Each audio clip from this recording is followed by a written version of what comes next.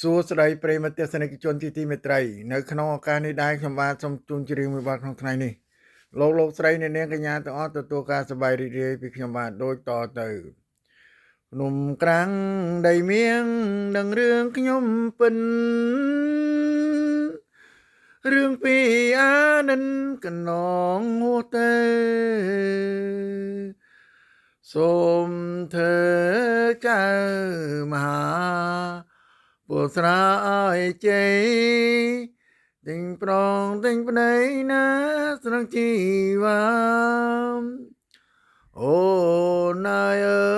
យអូនបងស្រណោះថ្លៃនឹងឃើញពីពេញសំដីជីវាថ្លំថ្នាំងថ្នមអូនណាស្រងក៏និថាពេលនឹងជីវ៉ាអូនមានអ្នកថ្មីអូនអើយអូនបងស្នេហ៍អូនណាំង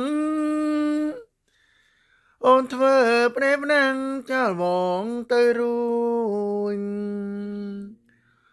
បងរួងក្បែរ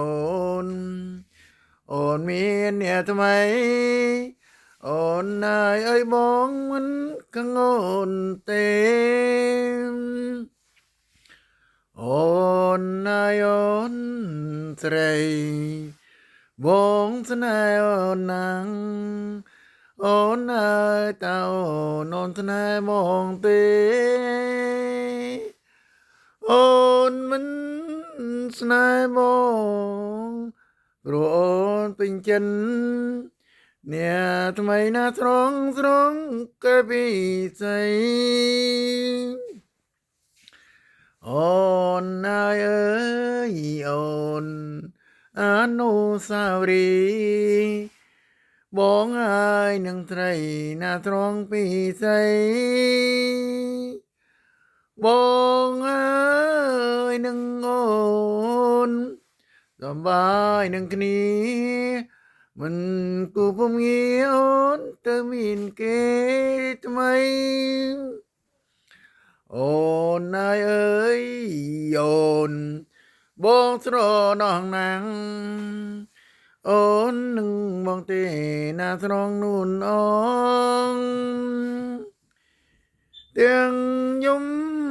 ទាំងថ្ងៃបងនឹងតែស្រីស្រងកាយពិសីអូនស្រណងបងទេអូនអើយអូនបងស្រឡាញ់អូនស្នេហ៍គ្រានមងមិនភ្លេងទេស្រីបងនឹងតែអូនតើអូនមាននឹងបងដែរឬអីណាស្រនឹមនួនបងស្មងរុងអូនអើយអូនស្រីសូមអូនប្រណីដល់ចិនមកផងបងស្នេហ៍អូនណាំងណាស្រនំនួនអូនអើយអូនកុំភ្លេចមកណា